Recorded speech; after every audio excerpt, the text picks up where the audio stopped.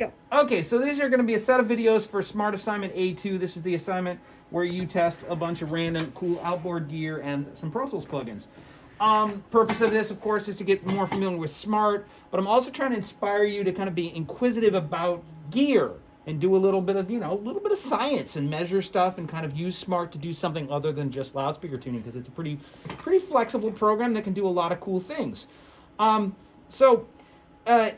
sitting in front of the Smaart Rec, but the Smaart Rec has nothing to do with this lab. You're supposed to do it with your own rig, and I didn't bring my own Octacapture in today, so I need to use the school's Octacapture with my laptop. So we're not using the Smaart Rec. You should be using your own computer and your own audio interface, and that's key.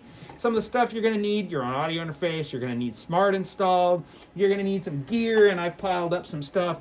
And you're going to need Pro Tools rig, which I haven't plugged in, but I will in a few minutes when we get to that video. And you're going to need some cabling, and that's kind of a key thing here.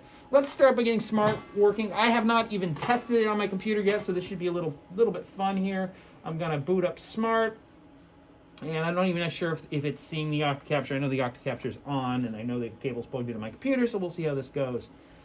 So the first thing Smaart's going to do when it opens up is hopefully it's going to ask you, do you want to use the current configuration you have? If it doesn't, you or somebody else has clicked this do not show me again button, and there's a way to reset that, and I got instructions for that in another lab, or you can ask me.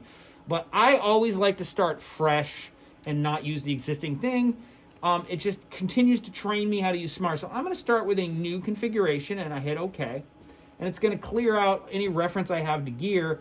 And it looks like we're going to be, I do see the Octacapture, that's good. I see some drivers available, and I don't want to use Zoom audio device. I want to use the Octacapture. So I click use, takes a moment, talks to the Octacapture, and I'm going to emulate this would be like in a world like your simpler, student simpler rig with only 2 inputs. So I'm going to hit this use button, which deselects all the inputs. I love that feature.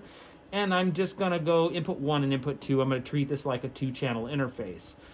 Same thing for outputs. I'm going to configure that. I don't need to use the built-in output and the Zoom. I don't need to use the Zoom audio device or anything wacky on this. I'm not using the internal microphone.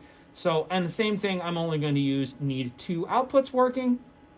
So the rig should be all set up, ready to go. Smaart always starts with a super tiny Smaart. I don't know why. I'm going to make it a little bigger. And it noticed that it did make 2 Spectrum engines for me already. I could go manipulate them if I want. Lots of ways to go into the configurator. There's ways to get up. There's several different ways to get up there. You can hit the tool button, or you can double click one of the measurement engines themselves. That was supposed to work. There it is. So I can always look and see what it's created. A default, it's created 2 Spectrum measurements for me, input 1 and input 2. I could always rename them, change what inputs they're sourced from, whatever you want to do. That's in the configurator. Cool. So we're in there. Let's continue on with the instructors. Actually, that's a good stopping spot. We'll make another video in a second.